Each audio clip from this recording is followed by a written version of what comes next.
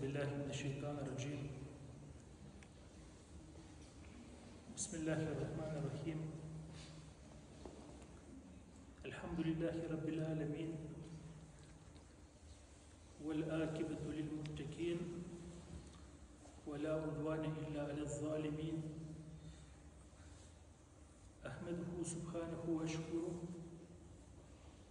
وهو الولي المتقين والصادقين، وأصلي وأسلم على نبينا محمد أفضل الصلاة وأتم التسليم، إمام الحنفاء والصادقين والمتوكلين. Скъпи брати и сестри, ассаламу алейкум ва рахматуллахи ва баракатух. Слава и благодарност да изкажем на Аллах Азза ва Джал за неемета, с който ни е дарил да бъдем мюсюлмани, да отслужим днеска джума намазът и който ни е удостоил с неемет да отслужим яцея намаза с колектив.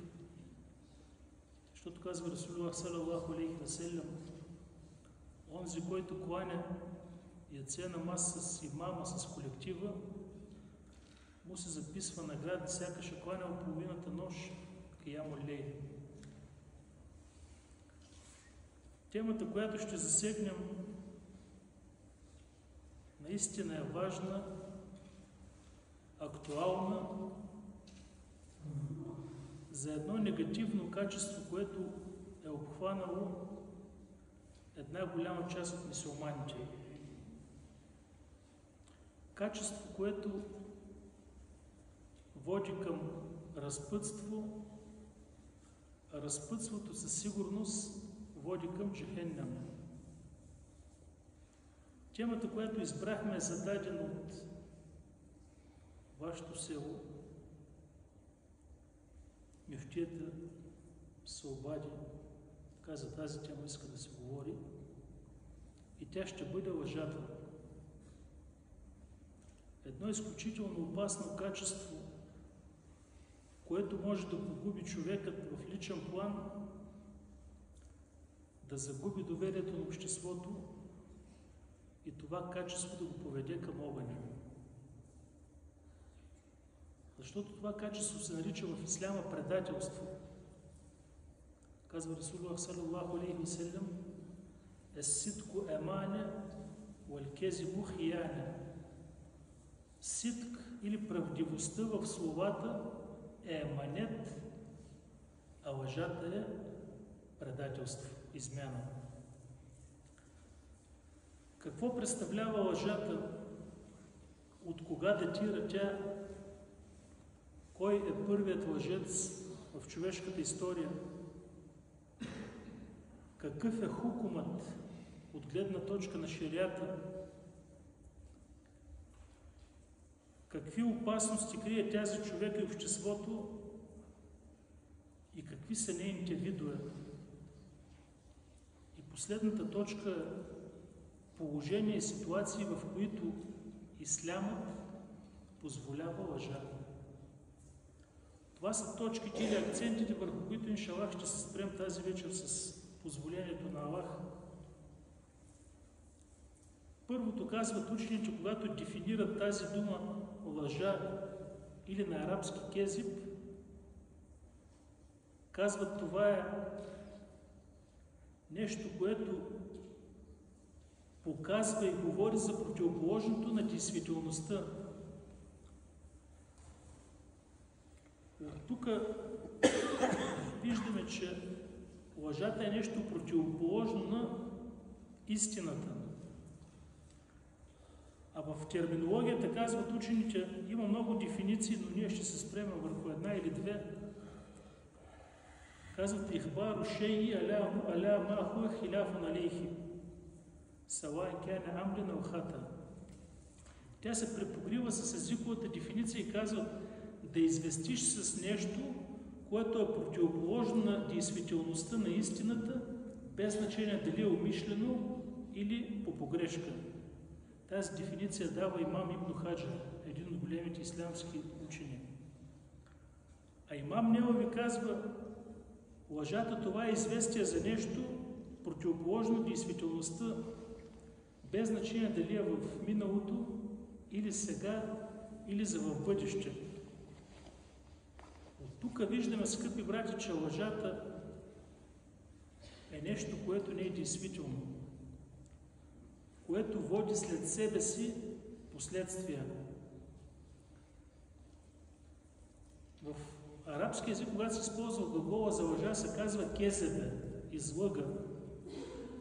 Но има и термина кезебе с шедде, което означава вземане за лъжа. И казва Аллах Тяля, وَكَذَّبُوا بِآيَاتِنَا كِذَّابًا. И те взеха за лъжа нашите знамения. Изключително опасен грех, за който Аллах ни известява в Коран и Керим в цели 167 аята. А хадисите, които говорят за лъжата и нейните производни и нейните извършители, са над 60 хадиса. Лъжата, скъпи братя, датира още от времето на Адем алейхи селям в дженнета. Първият лъжец, се досещате, това беше шейтана или иблис. Когато отиде при Адем алейхи селям и Хава и се опита да ги изкуши, да не вкусят от дървото, което Аллах забрани, и каза, знаете ли защо Аллах ви забрани това дърво? Ако вие го вкусите, ще станете като две мелейкета и ще бъдете вечни и никога няма да умрете. И казва Аллах Тяля, وَقَاسَمَهُمَا إِنِّي لَكُمَا لِمِنَ النَّاسِحِينَ. И казва, и той им се закле и каза, наистина аз съм ваш наставник, давам ви наставление искрено. От тук шейтана започна с лъжата и когато успя да ги излъжа, Аллах сне от тях одеждите, дрехите и бяха прогонени тук на земята. И от тогава до днес шейтана винаги се опитва да вкара това качество в мюсюлманите, особено лъжата, за да може да снеме доверието от тях в лицето на обществото. Когато отворим Коран и Керим, ще видим, че лъжата, думата кезиб, има няколко значения. Не всяка дума, написана в Корана кезиб, означава лъжа. Първото значение, учените казват, това е нифак, лицемерие, двуличие. И цитират аята от сура Бакара, وَلَهُمْ عَذَابٌ أَلِيمٌ بِمَا كَانُوا يَكْذِبُونَ. Аят, който е в началото на сура Бакара и всеки един от вас е чел, буквално приведено и за тях ще има болезнено мъчение заради това, което взеха за лъжа. Но истинският превод и тълкуване, което дават учените в Тефсир, казват, за тях ще има болезнено наказание заради това, че проявиха двуличие. А двуличието и лъжата са две сестри. И не случайно Расулуллах салаллаху алейхи ва салям казва, три са признаците на двуличника, когато говори, лъже. Друго значение идва в Коран и Керим, отричане или инкяр. Казва Аллах азза ва джал, ма кезебел фуаду ма ра'a. Когато Расулуллах салаллаху алейхи ва салям беше възнесен на Мирач, Аллах му показа дженнета, показа му джехенема, показа му велики творения, като Сидратул Мунтеха, и казва ма кезебел фуаду ма ра'a. Тук използват думата глагола кезебел, обаче си има предвид енкер, отрича и казва, и сърцето му не отхвърли нищо от това, което той видя. Третото е отхвърляне или възпиране. В сура Вакия Аллах Тяля започва и казва, иза вакатил вакия, лейсе ли вакатиха кязиба. Казва Аллах Тяля, и когато събитието настъпи, никой не ще възпре неговото събитие. Никой няма да го спре. Тоест, когато започне съдния ден, никой не е в състояние да спре този процес. И четвъртото, това е в езиковото значение, или което ще бъде нашата тема, което означава и лъжене, и вземане за лъжа. Фекез забу абдена, казва Аллах Азза ва Джал.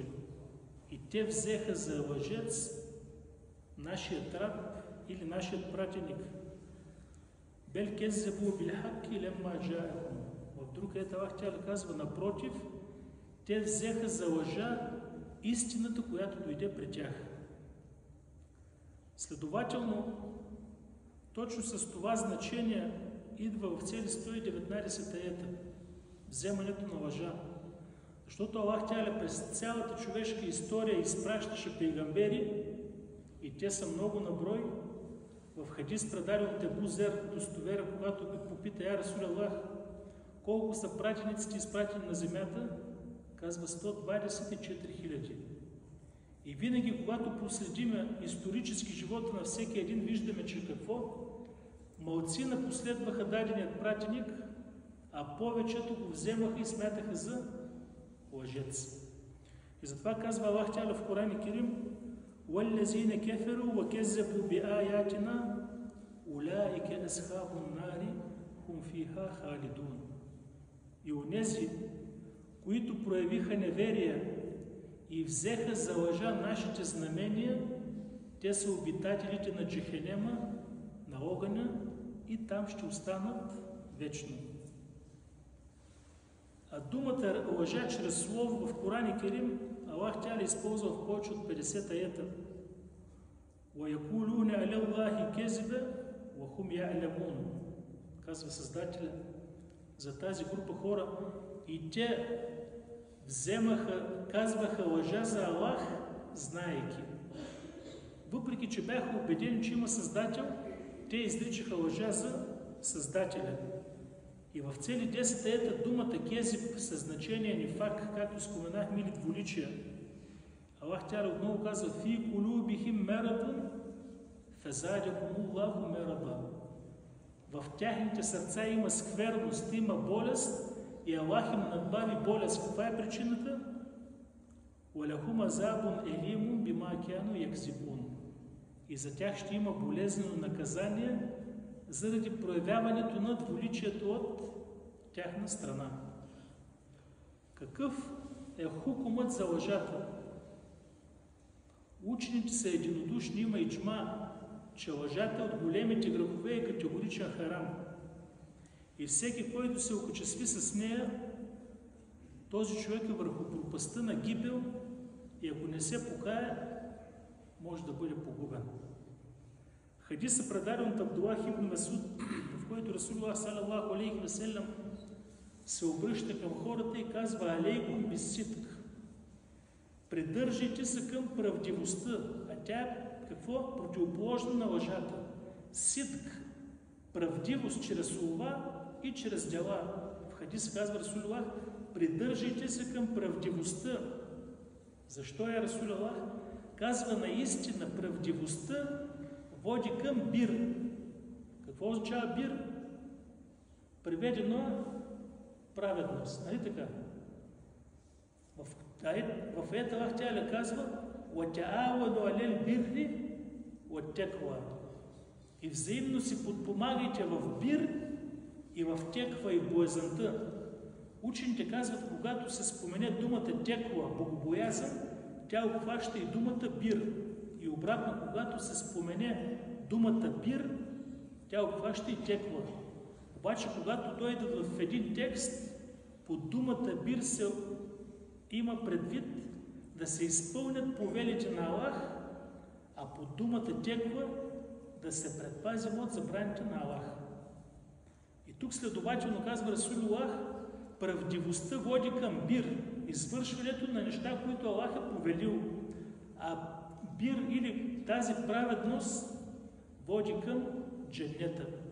И казва, човек продължава да бъде правдив през неговия живот и работи с правдата, докато не бъде записан при Аллах сиддик, правдивият.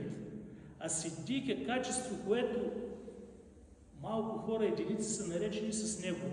Първият от тях кой е? Абу Бекър сиддик. Това е качество, което идва по степен веднага след пророчеството, след пейгамберството. След това Расулуллах продължава същия хадис и казва: "Ва иякум вал кезиб", и много се предпазвайте от лъжата. Какъв е мотивът? Фе иннел кезибе яхди илал фуджур. Лъжата води към фуджур, разпътство и с слова, и с дела. И казва, човек продължава да бъде разпътник, да разпътства и да работи с разпътството и лъжата, докато бъде записан при Аллах лъжец. И няма по-голяма загуба от това човек да бъде записан в дефтерите на ахирета като лъжец. Едно изключително опасно и негативно качество. Ако човек остави лъжата, Расулуллах салалаху алейхи ва салям му гарантира дженнет.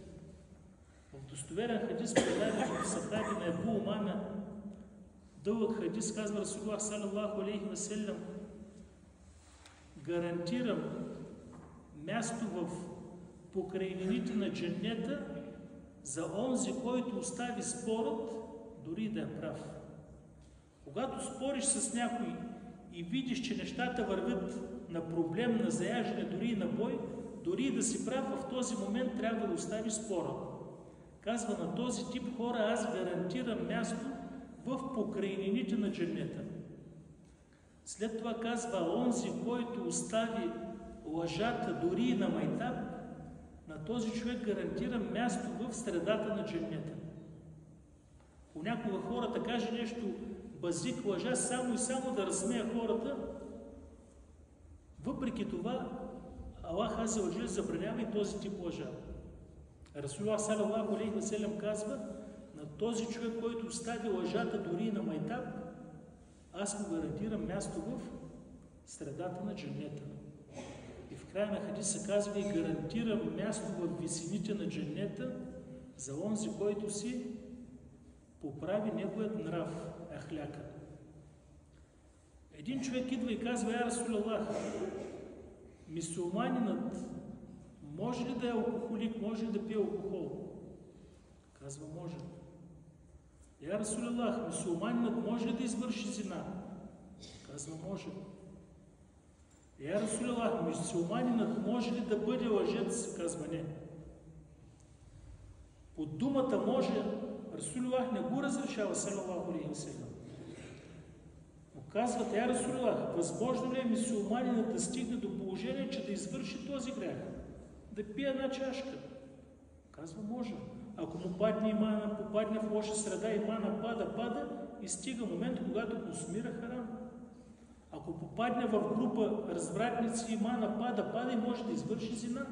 Не казва може, т.е. разрешено, казва възможно е да извърши този грех. Защото там страстите надделяват и командват. Но когато беше побит на Расулаллах, може ли мюсюлманинът да бъде лъжец? Каза не. Категорично. Следователно виждаме, че от този текст се подразбира, че лъжата е с изключително голяма тежест и опасност пред Създателя. Всички ние знаем случката с Ебу Суфиян, ради Аллаху анху. Когато беше езичник, случката е описана в първите текстове в началото на сборника на имам Бухари. Ебу Суфиян отива на търговия с група корейши в Дамаск, в днешна Сирия. Иракли, който е император, чува, че идва делегация от Мекка, а вестта за пейгамбера вече е обзела целият арабски свят и кани Ебу Суфиян на гости. Иракли, императора, сяда на стола, до него съветниците, слага Ебу Суфиян пред него и зад него нарежда в редица неговите другари, да не са на едно място. Ебу Суфиян, ще те питам, излезна ли новия пратеник, който твърди, че е пейгамбер? Казва, да, кои го следват, бедни, богати, и започна, говори. Ебу Суфиян отговори всичко, както все едно към едно, въпреки че враждуваха, не посмя да излъже една дума за пратеника салалаху алейхи ва салям. Тук момента е, когато излезнаха и се тръгнаха, един от приятелите казва, Ебу Суфиян, защо не го излъга?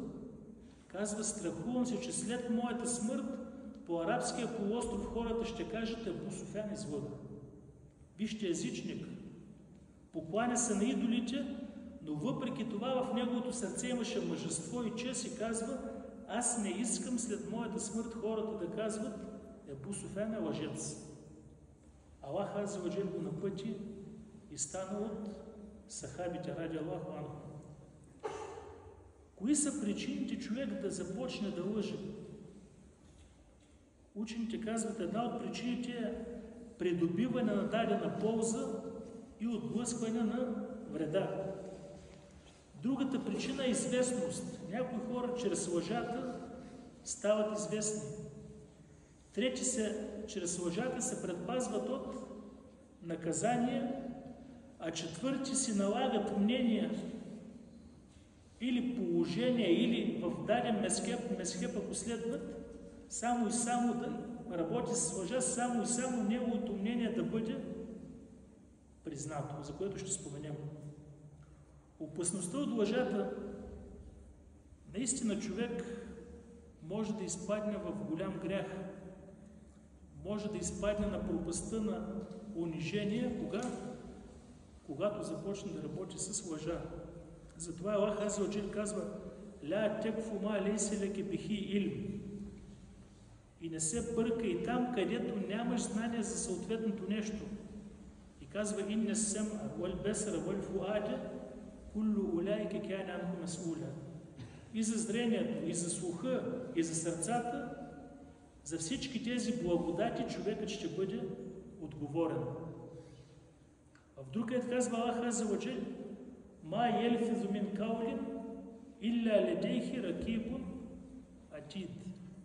И няма момент, когато човека, мъж или жена, изрече слово, вече излезна от устата, при него да няма готов надзорник, който записва. А това са кой? Мелейкетата кирами кятибин. Ако словото, което излезе от твоята уста е добро, го записва мелейкето на дясното рамо.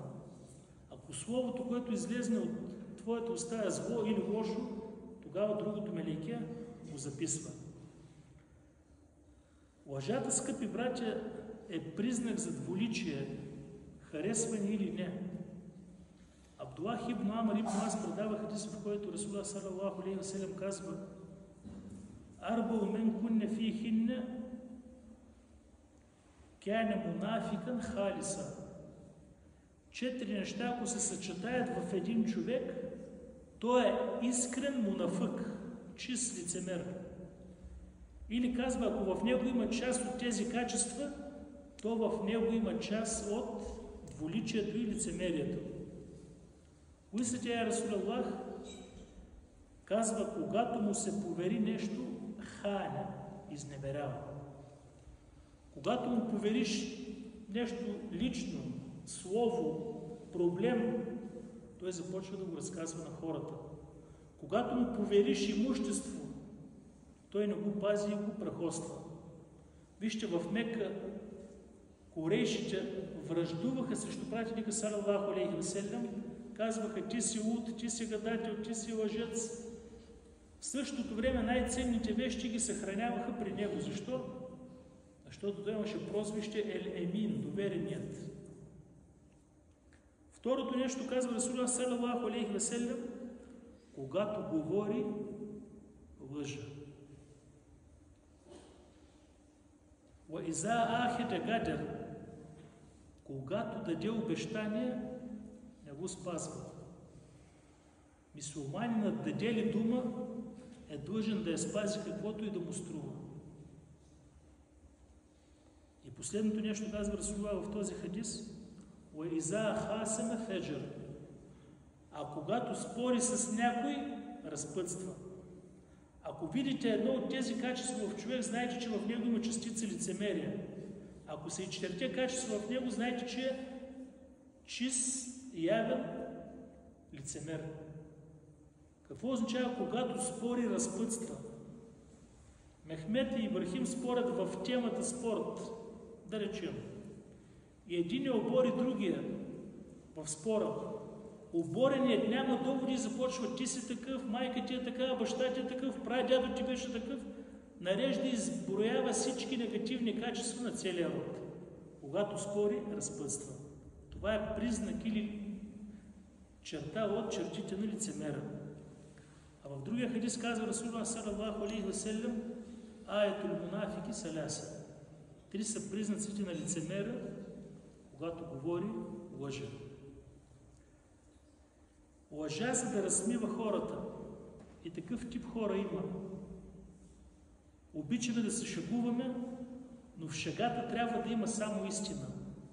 Има хора лъжат, съчиняват, за да разсмеят аудиторията. Казва Расулуллах саллаллаху алейхи ва саллям: уейлун лимен хаддиса факезиб лиюдхика бихи аликаум. Казва: горко на онзи, който разказва и лъже, за да разсмее хората. Уейлун лаху. 2 пъти. Уейлун се превежда на български горко му. Има по-малка тежест. Но сахаба, когато тълкуваха Уейлун, Абдулах ибн Месуд казва: Уейл е долина в Джехенема от огън и е толкова жестоко, че всички останали долини и реки се страхуват от нея. А Расулуллах саллаллаху алейхи ва саллям казва: Уейлун лаху, за него ще има Уейлун и пак за него ще има Уейлун. Защо? Защото разказва на хората неща, за да ги разсмива, и този разказ е съчинен, скроен от лъжи, а не от истина. След това казва Расулуллах саллаллаху алейхи ва саллям в друг хадис, предаден от Абдулах ибн Аббас: وَمَنْ تَحَلَّمَ بِخُلْمٍ لَمْ يَرَاهُ كُلِّفَ. Казва: онзи, който разкаже сън, който не е видял, куллифе, той ще бъде упълномощен да седне между 2 косама на ахирета и той няма да бъде в състояние да го направи. Има хора, с нощи гледах в сън, еди какво си. Особено след джаназе. Почина твой близък, идва някой човек, с нощи гледах вашия меитин в съня, това раздаде, онова раздаде, такива пари каза, и хората са податливи и почват: айде начин на тебе. За този тип хора ще има наказание. И продължава хадиса и казва: и онзи, който послушва хора, които те го ненавиждат, на съдния ден ще му бъде сипвано в ушите разтопен метал. Тоест, седнали са 2 човека тук и си говорят. Влиза трети, който те го ненавиждат, джамията е празна, той вместо да седне там, взима Корана и сяда до тях, ушки им чете и ушите са на 6. Чака да чуе информация. Или да я донесе някъде, или да я разпространи по селото. Казва Расулуллах: на този тип хора на ахирета ще се сипва в ушите разтопено олово или разтопена метал. Сънищата, понеже сме в тази тема, учените ги разделят на 4 групи. Първата група сънища, това са сънища, в които има хаир, които са от Аллах, в които човек вижда нещо хубаво. Казват учените: когато видиш хубав сън, не го разказвай на всеки, разкажи го само на доверени приятели. Ако го разкажеш на хора, които ти са душмани, могат да ти навредят. И за това ни дава пример в Коран Керим. Някой се досетли в коя сура?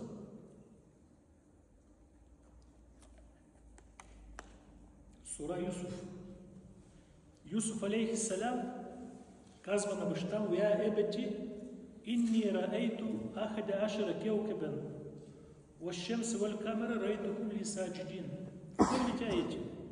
Когато Юсуф рече на неговият баща: о, татко мой, видях в съня си 11 светлинни тела, небесни тела, звезди и слънцето и луната да ми се покланят, да ми правят съждя. Какъв беше отговор на Якуб алейхи салям? Казва: я бунея ла тексус руяке ала ихватике фекиду леке кейда. Ей, синко, не разказвай този сън на твоите братя, за да не ти подготвят коварен план. Инне шейтана лил инсани адуву мубин. Наистина шейтанът е явен враг на човека. Якуб алейхи салям е пратеник, прозорлив, обича всичките си деца. Обаче като всеки родител има малко повече симпатия към най-малкия. Не защото повече го обича, а защото е по-малък. И всеки го е изпитал от вас. Това породи в братята на Юсуф алейхи салям завист, ненавист и омраза. И затова Якуб алейхи салям казва: не споменавай този сън, това е добър признак в съня, не го споменавай на твоите братя, за да не ти кроят коварен план, защото шейтанът е явен враг на човека. Случката след това, разбира се, е дълга и всеки от вас е чел сура Юсуф. Втория вид сънища, това са сънищата от шейтана, които човек гледа. Ако човек гледа лош сън, какъвто и да бъде съня, първо, ако се събуди, наплюва на лявата страна и казва: еузу билляхи минеш шейтанир раджим. Еузу билляхи минеш шейтанир раджим. Второ, ако гледайки съня е бил на лявата страна, се обръща да заспи на дясната. И трето, когато се събуди, да не разказва този сън на никой. Този сън е от шейтана и казва Расулуллах саллаллаху алейхи ва саллям да не се притеснява, този сън няма да му навреди. Третия вид сънища са едгасу ляхлям, несвързани неща, които човек може да гледа в съня си. Това са също от шейтана, трябва да се разказват. Видял си човек с две глави, с половин крак, е фантазии. И четвъртия вид сънища, това са сънища, породени от мисълта или ежедневието. Този човек е строител, този е дърводелец, третия земеделец. Целият ден е имал проблем в работата и вечерта може да гледа сън, да се разправя с съответната работа. Другата точка, която искам да засегнем, видовете лъжи. Колко вида лъжи има? Първата лъжа за Аллах. Втория вид лъжа за пратеника. Третия вид лъжа измама пред хората. И четвъртия вид лъжа между хората в ежедневието. Ние по-често знаем и практикуваме и се сещаме само за последният вид. Но първите три са изключително опасни, които много от хората и не ги знаят, дори ги пренебрегват. Лъжа за Аллах азза ва джал. Фемен езлему миммен ифтера аля Аллахи кезиба.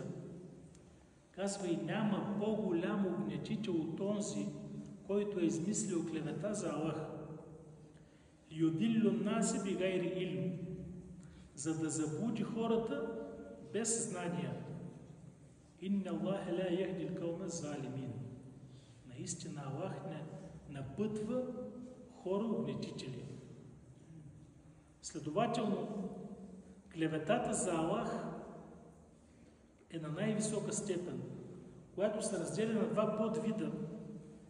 Първата, да речеш, Аллах каза нещо, а той да не го казва. Често пъти някой мюсюлманин в амбицията си, в стремежа да каже нещо добро на хора, да казва: Аллах казва в Корана това, а няма такъв аят. Това е от големите клевети и лъжи за Аллах, която се нарежда след съдружаването.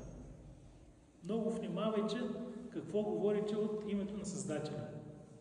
Втория подвид лъжа за Аллах е когато ние интерпретираме и тълкуваме грешно неговите аети. Аллах тя цели нещо конкретно в аета и пратеника го разяснил и сахаба, а ние си даваме тефсир от нас. Това ает се споменава за еди какво си. Това е вид лъжа и клевета спрямо кой? Спрямо Създателя Аллах азза ва джал.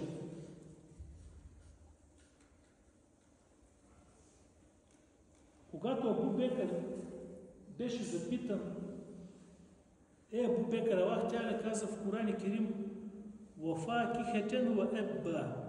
Когато описва благодатите в дженнета, казва: и плодове, и ебба. Преведено от треви. Казва какво означава думата ебба. Абу Бекър не знаеше. Те настояват да даде отговор и той ради Аллаху анху казва: кое небе ще ме подслони и коя земя ще ме приюти, ако аз кажа нещо за Словото на Аллах без да знам. Вижте Абу Бекър. най-достойният мюсюлманин, съратника на пратеника салалаху алейхи ва салям, беше свидетел на почти всеки аят, който слизаше. Въпреки това казва за тази думичка: ако аз кажа нещо за Аллах, което не знам, кое не беше ме подслони. Днеска, маша Аллах, всичко знаем и всичко можем. Втория вид лъжа е лъжа за пратеника, също от големите грехове. Цитирам нещо и казвам: пратеника салалаху алейхи ва салям каза, а той в действителност не го е казал. Или да кажем, под този хадис се има предвид еди какво си, а действителността на хадиса е в съвсем друга тематика, в друго деле. Затова Расулуллах салалаху алейхи ва салям казва: мен кезебе алейя мутааммиден фелиетебелла мекадеху минен нар. Който излъже за мен умишлено, то той се е подготвил място в огъня. Защо? Защото Расулуллах салалаху алейхи ва салям не говори от себе си. Онова, което говори за религията, е законодателство, шериат. И никой няма право да си позволи лукса да говори нещо за пратеника без да знае. Да му припишат думи или дела, които той нито е казал, нито е извършил. И най-много лъжат за пратеника салалаху алейхи ва салям сектата Рафида, крайно течение от шиитите, от шиизма. И учените в Мусталихул хадис са споменали и документирали, че най-големите лъжци за пратеника, които са съчинявали и сфабрикували са лъжливи предания, това са Рафида или рафидитите. Един от големите учени, Ибн Джаузи, който умира през 597 година по хиджра, пише цяла книга и книгата се казва Мелдуат. В нея събира 1172 предания, всичките, които са измислени и лъжливи. И не за да ги предава на хората, а за да знаят хората, че този набор от текстове всичко е съчинено, измислено и лъжа за пратеника салалаху алейхи ва салям. И когато човек цитира такъв хадис, моя харам да го цитира, освен при условие, за да каже какво, за да спомене на хората, че това е измислен хадис и лъжлив. В противен случай няма право дори да го цитира. Други казват: ние не лъжим срещу пратеника, а лъжим за него, в негова полза. Субханаллах. Следователно, шерията не е пълен. Расулуллах салалаху алейхи ва салям не си е свършил мисията и идва Филян кишията след 1000 години, започва да лъже за пратеника, за да допълни религията. Вижте шейтана от какви вратички идва, само и само да забули човека и да го въведе в лъжа и клевета. Затова Расулуллах казва в хадис: инне кезибен алейя лейсе кезибен аля ахадин. Наистина лъжата за мен или лъжата от мое име не е като лъжата на един от вас. И който излъжи за мен умишлено, нека да си приготви стол в джехедемският огън. Абдуллах ибн Зубейр отива при баща му Зубейр радиаллаху анху и казва: ей, татко, еди кой си сахабен говори хадиси за пратеника. Друг разказва: ти си живял с него, не съм ти чул да казваш каля Расулуллах. Каза пратеника. Казва: ей, синко, аз съм от хората, които не се разделиха никога с пейгамбера, бях постоянно с него. Виждал го и го чувах постоянно. Обаче го чух да казва: който излъжа за мен, нека да си приготви място в огъня. И се страхувам, когато цитирам неговите думи, да не би да объркам и да попадна в критиката на този хадис. Вижте сахабин, и той се страхуваше да разказва хадис, защото може би неговата памет е била по-слаба или Аллаху алим, се страхуваше да не би да излъжи за пратеника. В друго предание казва Расулуллах салалаху алейхи ва салям: който знае, че този хадис е измислен или лъжлив и в същото време го разказва от мое име, да знае, че той е един от двамата лъжци, които попадат под проклятието на Аллах азza ва джал. Третия вид лъжа, това е измама и лъжа на хората, която се дели на два подвида. да мами хората и да представя пред тях, че е праведен, набожен, вярващ, а в същото време в сърцето си крие и неверие, и фуджур, разпътство, и тугян, престъпване. За този тип хора, казват учените, те влизат в графата на мунафиците. И цитира аят и казва: وَمِنَ النَّاسِ مَن يَقُولُ آمَنَّا بِاللَّهِ وَبِالْيَوْمِ الْآخِرِ وَمَا هُمْ بِمُؤْمِنِينَ. И сред хората има такива, които казват, заявяват, че вярват в Аллах и в съдния ден, но те не са вярващи. Тоест Аллах Та'аля разкрива, че този тип хора са от лицемерите и мунафиците. Примерите в сунната са много за тях. Но Аллах Та'аля не спослава дори сура Мунафикун. Дволичниците и казва: «Иза джаекел мунафикуне, калу нешхеду, иннеке ле Расулуллах». И когато при тебе дойдоха дволичниците и Мухаммед, казаха, засвидетелстваха: наистина ти си пратеникът на Аллах. В този ет Аллах Та'аля използва три думи и частици за потвърждение. Нешхеду, свидетелстваме. Иннеке, наистина ти си, ле Расулуллах. Думата, буквичката ля е частица за потвърждение. И Аллах Та'аля връща в следващия ет и казва: Wallahu ya'lamu innaka la rasuluh. И Аллах знае, че ти си неговият пратеник. Wallahu yashhadu innal munafiqina lakazibun. И Аллах е свидетел, че наистина тези двуличници са от лъжците. Последната група или вид лъжа, скъпи брати, това е лъжата между хората в тяхното ежедневие. Това, което се случва ежедневно между мюсюлманите. Казах на еди кой си, не му съм казал. Бях еди къде си, не съм бил. Това е забранено, това е харам и е в категорията големи грехове и е признак на двуличие. Двуличието се дели на две – голямо и малко. Голямото двуличие изкарва човека от исляма, а това е човек да таи в сърцето си неверие, а да показва с тялото си и с езика иман. Този човек излиза от исляма. Малкото двуличие не изкарва човека от исляма, но това е от големите грехове. И хадиса, който цитираме, в който Расулуллах саллаллаху алейхи ва саллям казва: аятул мунафики саляса. Три са признаците на лицемера, когато говори лъжа. Тук се има предвид малкото двуличие, което е от големите грехове.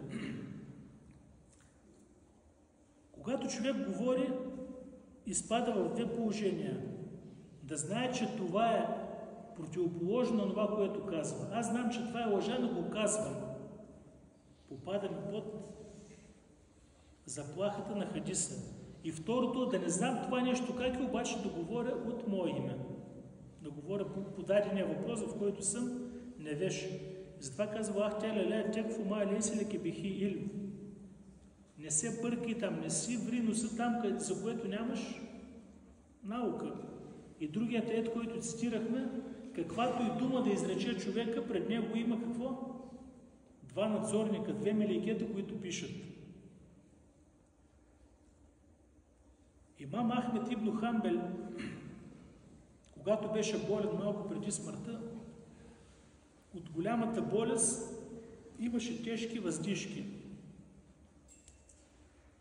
Тогава хора, които го посетиха, казват: наистина чухме думи от Таус, един от големите учени, да казва, че мелейкетата кирамен кятибин дори записват и въздишките на болния човек. Защото има хора, когато въздишат, някои въздишат от болест, от тежка болест, а други въздишат от мрънкане, на тях па не може болестта да е малка. Ох, ах! И когато имам Ахмед чу тези думи, въпреки голямата болест, се стремеше да издава такива въздишки, за да не попадне под тази заплаха. Мюсюлманинът, скъпи братя, е длъжен да се пази от лъжата и е длъжен да говори истината. Казва Расулуллах: мен кяне ю'мину биллахи вал йомил ахир фелиякул хайран ва лиясмут. онзи, който се страхува от Аллах и за съдния ден, нека да каже добро или да замълчи. Лъжата носи вреда на човека в личен план и в обществен. Ако се приложи лъжата в бизнеса, в търговията, тя снема берекета от сделката. В книгите по фъкъх има раздел търговия, в който Расулуллах салалаху алейхи ва салям казва, хадис и казва: „Ел-бейяни бил-хияр ма лем ятеферрака“. Двамата търговци, купувача и продавача, имат право на избор в сделката, докато не са се разделили. И казва: и ако те говорят истината и упоменат стоката, бурики лехума фи бейхима. Аллах им дава берекет в тяхната сделка. Когато ти продаваш някаква стока, има в нея дефект, и ти кажеш: тази стока, тази кола, този телефон ти го продавам, но има дефекти 1, 2, 3. И той каже: приех. Казва Расулуллах: Аллах им дава берекет в сделката. Казва: ако те покрият и излъжат, Аллах снема и премахва берекет от тази сделка. Ти си мислиш, че си направил сделка за 5, за 10, за 20 бона, но в нея няма берекет, защото си излъгал и тези пари, както са дошли, така се заминават. Защото учените казват, нещо, което е изградено върху батил, самото то е батил. Когато твоята сделка е изградена върху лъжа, и сделката става лъжа, и всичко придобито от тази сделка, и то е лъжа, и то е измама. Една майка вижда детето си, стиснала ръката и казва: ела, ще ти дам нещо, ела. И детето малко се опитва да ходи към нея. Расулуллах салалаху алейхи ва салям вижда и казва: отвори ръката да види какво ще му дадеш. Тя отвори, вътре една малка форма. Казва: ако в твоята ръка нямаше нищо и го лъжиш детето, 100% ти се записва лъжа. Вижте, дори малкото дете нямаме право да го лъжим, защото по този начин ние го възпитаваме. Имам Бухари, всички сме слушали за него, когато обикаля да събира хадисите, който има много прецизни правила и критерии за събиране на хадисите, отива при един разказвач, за който знае, че чува хадиси от предходните учени.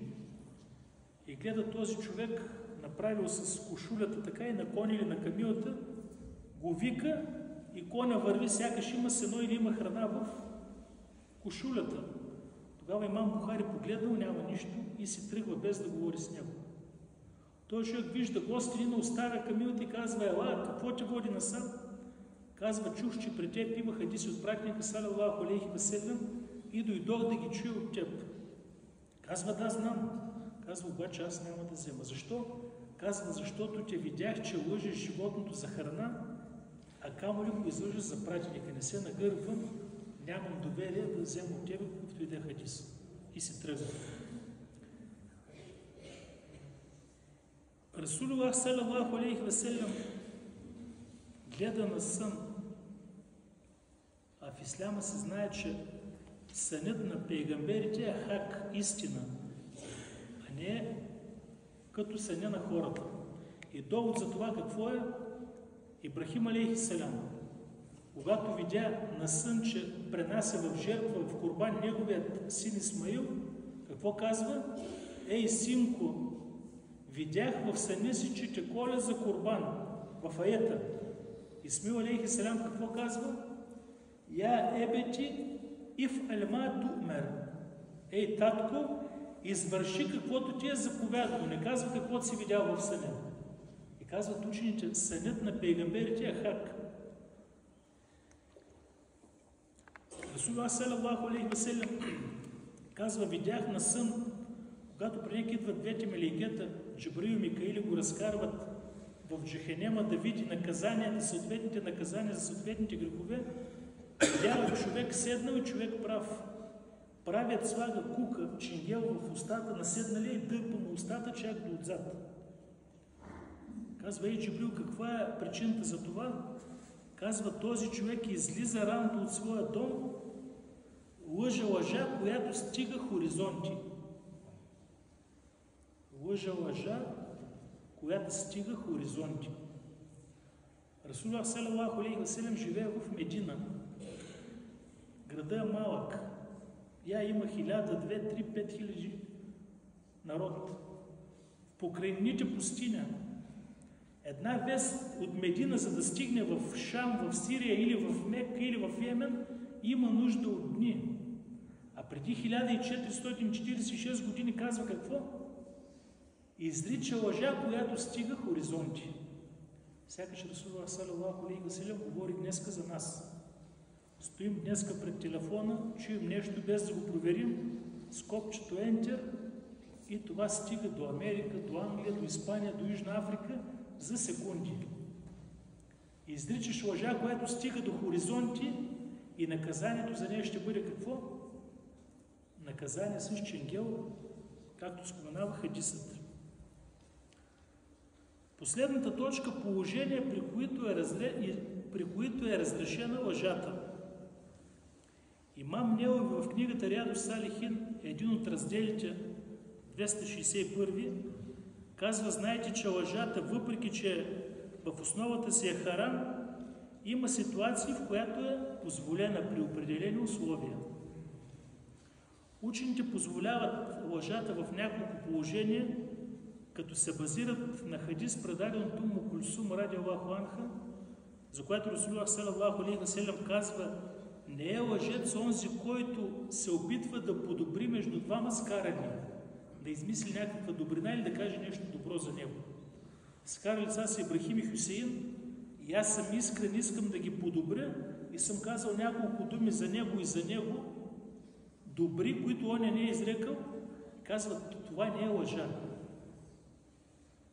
По същия начин Ибрахим алейхи салям, когато беше в Египет, когато царят огнетител искаше да посегне на неговата съпруга, той какво казва? Ако царят те попита каква си ми, кажи, че си ми сестра. Сестра в исляма има предвид. И тогава спаси честта на своето семейство.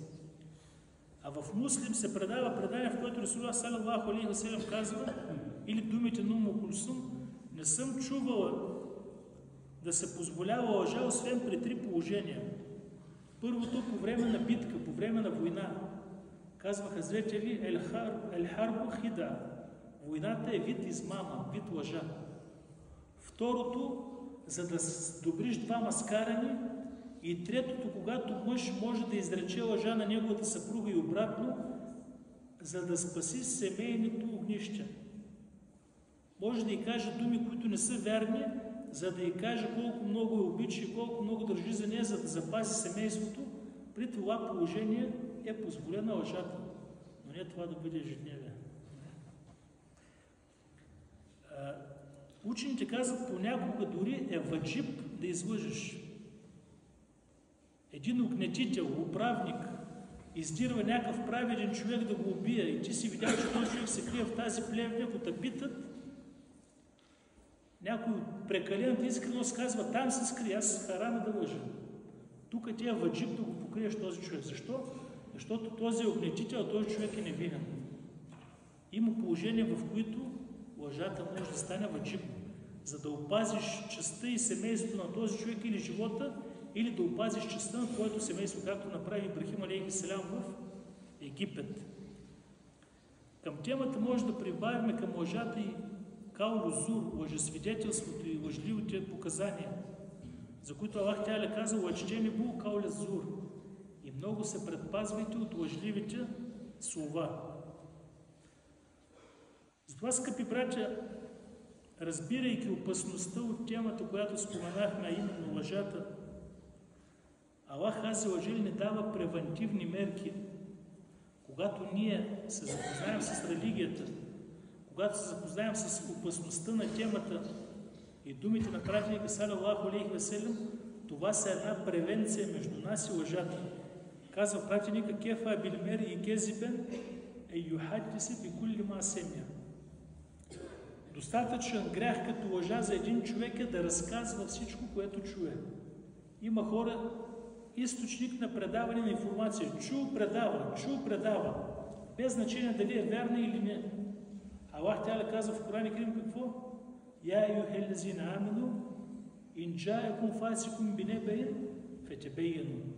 Вие вярващи, когато при вас дойде нечестивец с информация, проучете я. Преди да я предадете, проучете, за да не изпаднете в грех.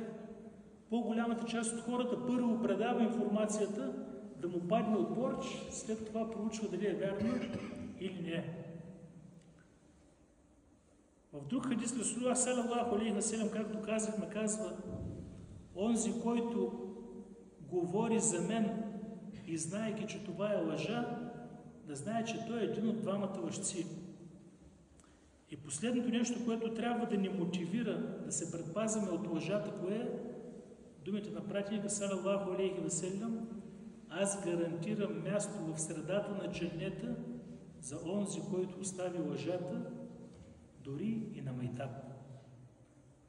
Аллах азza ва джал да бъде доволен за търпението. Аллах азza ва джал да бъде доволен от вас за поканата в лицето на имама и настоятелството. За първи път съм в тази джамия. Хареса ми. 2000-та година или 2001 минах от тук, беше или в ремонт, или в груб строеж и не можа да влезна това. Аллах тя да ни предпазва, иншаллах, от лъжливи слова, от лъжесвидетелство, да стори нашите езици да изричат само истината и да го споменават. И в този петъчен ден, както сме тук, Аллах тя да ни събира заедно в дженнета. Субхана раббика раббил иззати амма ясифун ва саламун алал мурсалин. Алхамдулиллахи раббил аламин.